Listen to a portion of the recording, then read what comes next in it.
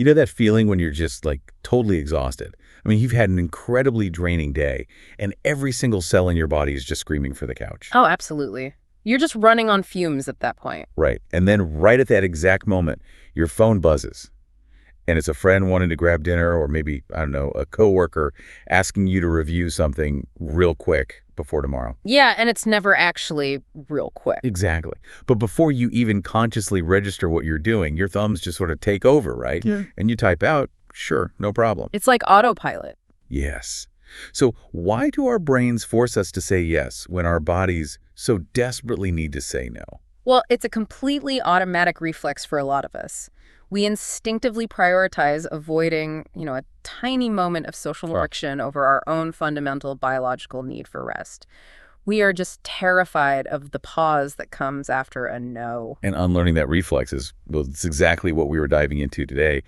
And the insights we're exploring actually come from a really unexpected place. Yeah, this source is fascinating. It really is. We're pulling from a transcript by a YouTube channel called Speak English with Class, specifically from their English Leap audio series. Which is such brilliant context because the original material was literally just designed to teach conversational vocabulary to, B1 and B2 English language learners. The whole goal was just to help non-native speakers understand words like priority or neglect. Right, just basic vocabulary. But the actual dialogue they use to teach those words happens to be this incredibly profound, practical breakdown of human psychology. Yeah. I mean, it strips away all the academic jargon and completely redefines what it means to practice self-love. Because usually when we hear that phrase today, it's packaged as a consumer product, right? Oh, 100%. It's a hashtag, it's an expensive spa day, or buying luxury candles, or, projecting this aura of flawless, unshakable confidence. Yeah, it's marketed as an event or an aesthetic.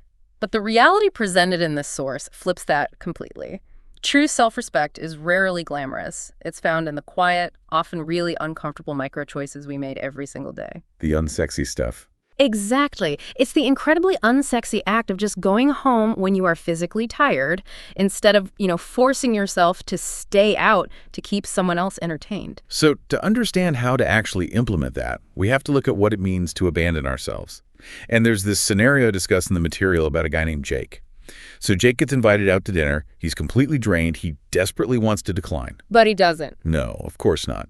Instead, he gives that classic knee-jerk answer, sure, no problem. And the profound irony highlighted here is that, sure, no problem, is almost exclusively used when there is, in fact, a massive problem. It is the universal catchphrase of the overwhelmed. I mean, it really is. Totally. So Jake goes to the dinner. His words are polite. He smiles. He laughs. But internally, his nervous system is just buzzing with the thought, I should be resting right now. And we all do this, constantly. We do. But let's look at the underlying mechanics here. Why are we so willing to say yes to everyone else while saying a hard no to our own peace? We usually tell ourselves it's because, we're being kind. We want to be the good friend or the reliable coworker. Right. But if we examine the psychology beneath that behavior, it isn't actually driven by kindness. It's driven by fear. Fear of what exactly? It's the fear of disappointing someone, or the fear of being perceived as rude, or just the deep-seated anxiety that if we aren't constantly useful, people will think we don't care about them. Evolutionarily, we're wired to stay in the tribe's good graces. Right. Survival. Exactly. So we carry around this quiet pressure to be entirely accommodating, and in the process, we slowly give little pieces of our autonomy away. Okay, let's unpack this for a second, because I want to push back on that a bit. Sure, go for it. Isn't that just part of functioning in a society? I mean, if I tell my boss, no, I'm tired every time I don't want to do a task, I'm going to get fired. Or if I constantly bail on my friends because my social battery is low, eventually they will just stop inviting me. Biting your tongue and keeping the peace sometimes feels like literal survival, not just people-pleasing. That is a crucial distinction, and the source actually addresses this. There is a difference between strategic compliance, so doing a difficult task because it serves your long-term goals, like keeping your job, and chronic self-abandonment. Okay, so where's the line? The trap happens when you manufacture peace for the people around you at the direct expense of your own internal stability. So you create a smooth environment for your friend at dinner, but inside you are brewing with exhaustion and irritation. Over time, that disconnect makes you feel entirely disconnected from your own identity. Oh, wow. It makes me think of like having 50 browser tabs open in the background of your phone. Oh, that's a great way to put it. Right. None of them seem like a big deal individually. You don't even see them most of the time. But collectively, they are secretly draining your entire battery to zero. You wonder why your phone is dead by noon, and it's because of all these invisible yeses just running in the background. That is a perfect way to visualize it. And when your battery is constantly being drained to keep other people comfortable, you inevitably start looking for something to recharge you. Which leads us into a completely different and arguably more dangerous psychological trap. Which is? The desperate search for external approval. Yes. Because if we are sacrificing our own comfort, we unconsciously expect a reward for it. Exactly. We want a gold star for our suffering. And there's this brilliant example of this in the material that I think literally everyone listening has experienced. It's the cool text message. Oh, yeah, the worst. It is. So you sit down and craft a long, thoughtful, maybe slightly vulnerable message to a friend. You put real emotional effort into it. You hit send, and you wait. And what do you get back? One-word reply. Cool. It's agonizing. It really is. And instead of the sender acknowledging that sting and saying, hey, that felt a little dismissive, what do? They immediately type back, no worries. Right. Meanwhile, they are hosting an entire conference of worries in their head. They're just spiraling, wondering what they did wrong, if the friend is mad at them, or if they sounded stupid. This is a textbook manifestation of the approval trap. We can define approval here as a reliance on someone else to validate your worth or your actions. In this scenario, the sender's emotional baseline plummeted the second they read the word cool. Because they needed that specific reaction. Right, because they had tied their entire psychological stability to the external variable of the friend's reaction. It feels like treating your self-worth like a highly volatile stock market. Like you're constantly refreshing the ticker, waiting to see if your value is up or down, based entirely on someone else's whims. And that is an incredibly dangerous way to live, simply because other people are terrible remote controls for your mood. I love that phrase, remote controls for your mood. It's so true, though. They are human. They get distracted, they have bad days, or maybe they just aren't emotionally equipped to understand how much a specific topic mattered to you. When you require their enthusiastic validation to feel okay about yourself, you hand them complete control over your emotional state. But I mean, wanting support and kind words is just basic human nature, right? Yeah. Are we supposed to be robots? It's totally fine to enjoy validation. Oh, absolutely. It's fine to listen to other people's opinions and appreciate their support. But the core concept here is that self-love means you don't let those opinions become your whole identity. Your fundamental value cannot depend on one text message. It cannot hinge on one compliment or one person's bad mood. Because if it does, you are constantly playing this exhausting guessing game to keep the market from crashing. Exactly. And when you live in that state of constant battery drain and approval seeking, it breeds a very specific, highly toxic emotion. Resentment. Yes. Resentment. It is a heavy, insidious emotion, and it rarely happens all at once. It builds through what we can call the expanding favor. Oh, the expanding favor. This is so relatable. You agree to help a colleague or a friend with what is pitched as a small favor. Always just a small favor. That's a tiny thing. Yeah.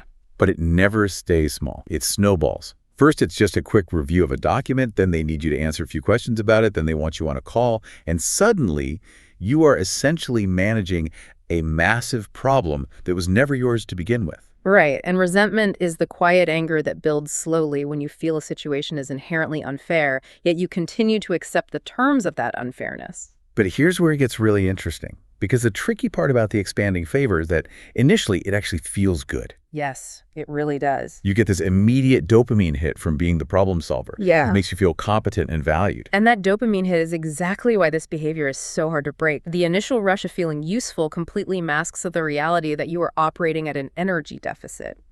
The text uses this great analogy.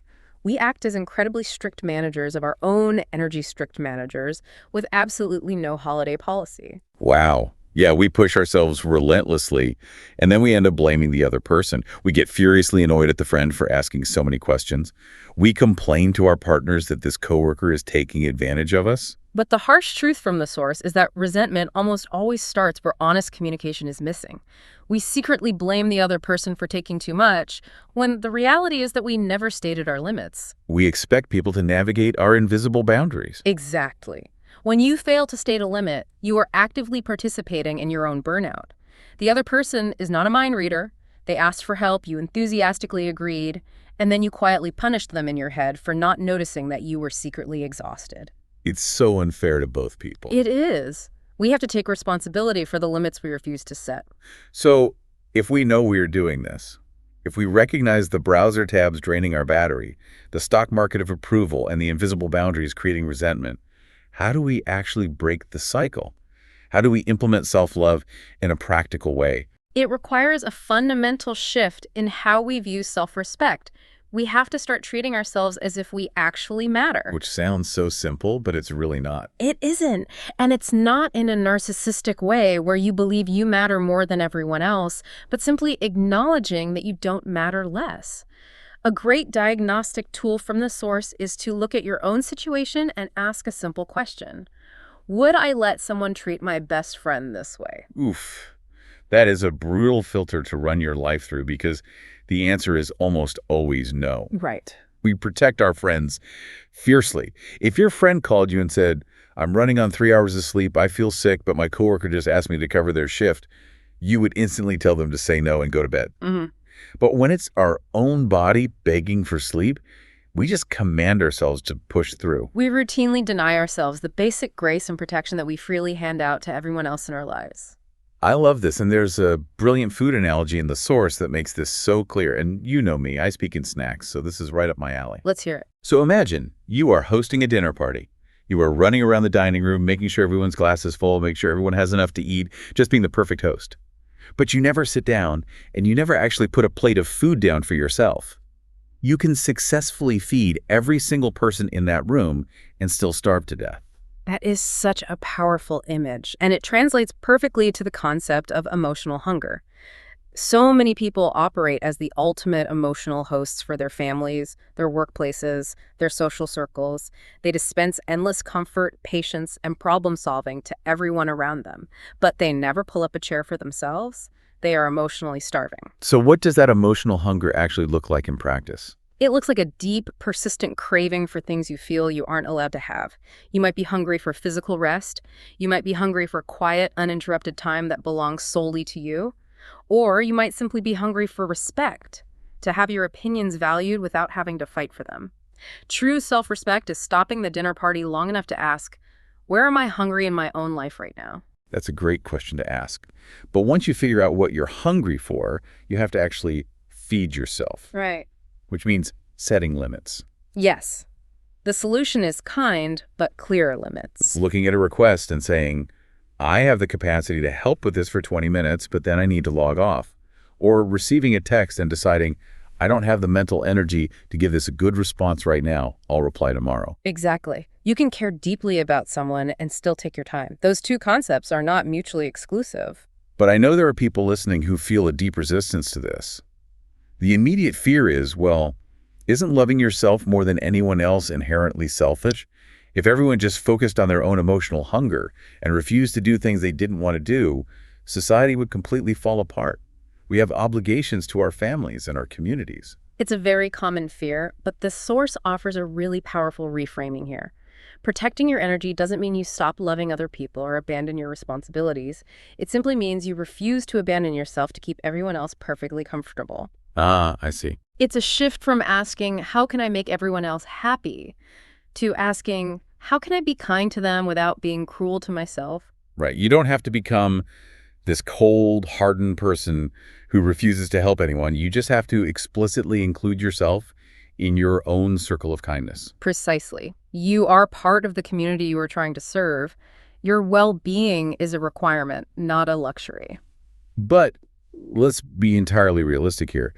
Implementing this is incredibly messy. Saying no to people who are used to you always saying yes is going to create friction. Oh, absolutely. You're going to feel guilty. You will inevitably cave under pressure and fall back into old people-pleasing habits. So when we inevitably mess this up, how are we supposed to handle the internal fallout? This is where the source offers a really necessary pivot away from the pressure of doing self-improvement perfectly. Setting boundaries is a skill, and like any skill, you will fail at it sometimes. When you do, the goal isn't to force toxic positivity. Loving yourself does not require you to stand in front of a mirror every morning and chant affirmations about how flawless and powerful you are. Thank goodness, because that sounds completely exhausting. It really does. Sometimes you don't feel powerful. Sometimes, as one of the funniest moments in the discussion puts it, you just feel like a confused sandwich. The confused sandwich. I love that so much. It perfectly captures that messy, unstructured, overwhelmed feeling we all have, and that is where self-compassion comes in. Self-love is actually just compassion. The ability to stay present with yourself when things are objectively not perfect without launching into an internal tirade of criticism. Instead of punishing yourself for slipping up, you change the framework of how you speak to yourself. The hosts of the original source run through this say it better exercise, demonstrating how to reframe internal dialogue. Yes, it shifts our internal dialogue from harsh, permanent character flaws to observable, temporary behaviors. Right. So, for example, if you realize you've completely overbooked your weekend to please others, the automatic internal voice might say, I always forget myself. I'm so weak. And that statement is incredibly heavy. It defines your entire identity as a failure. But you can reframe it to be objective. Instead of, I always forget myself, you shift it to, I often neglect my own needs. It takes the moral judgment out of it. It's no longer who you are. It's just a habit you are observing. Exactly.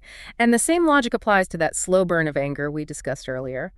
Instead of telling yourself, I am a resentful, angry person because I always say yes, you adjust the lens. You say, I feel resentful right now because I keep saying yes when I want to say no. Right. You clearly identify the specific boundary that was crossed rather than condemning your entire character. It fundamentally changes the relationship you have with your own mistakes. Most importantly, instead of hating yourself for falling back into the approval trap, you say, I can be kind to myself and still learn from where I messed up. Because using harsh, punitive words in your own head doesn't actually make you stronger or more disciplined. It just makes you smaller. It shrinks your capacity to grow. You really cannot shame yourself into authentic self-respect. I can be kind to people without being cruel to myself. If there is a central thesis to everything we've pulled apart today, it's that single idea. And it's an idea that requires constant, deliberate practice. It's not a one-and-done thing. So what does this all mean for you, the listener? The core takeaway is about putting yourself back on your own calendar. Life is not a zero-sum game where you either have to be a wildly selfish person or a completely drained martyr. You can serve the dinner, you can be a phenomenal host to the people you love, but you are required to sit down and give yourself a plate. You simply cannot continue to disappear from your own life just to ensure the people around you never experience a moment of inconvenience. And, to leave you with a final thought to ponder, if we look at the physical mechanics of all this, how our nervous systems react to constant people-pleasing, how the battery drains, how the resentment builds, it reframes something very profound about our daily experiences. How so? Think about that sudden wave of laziness you relentlessly beat yourself up over, or that flash of irritability you feel when your phone rings. What if those feelings aren't character flaws at all? What if they were simply your body's built-in alarm system, desperately trying to get your attention, begging you to finally give yourself a plate at the table? How would your life change if you started treating your bad moods as a boundary trying to assert itself?